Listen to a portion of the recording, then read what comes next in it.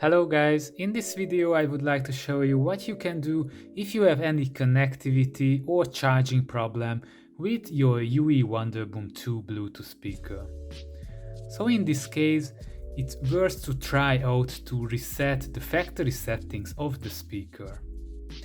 But please be aware that in this case the speaker will forget all of the formerly connected devices, so you have to repair them again.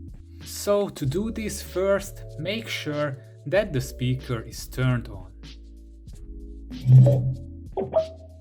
After that, press the volume down and the power button simultaneously for around 10-15 seconds till the speaker turns off.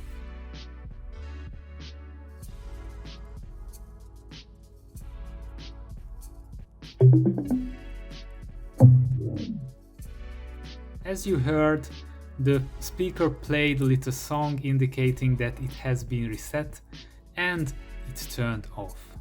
So now you can just simply turn on, and as you can see, this small LED started blinking, showing that now it's ready to pair with your devices.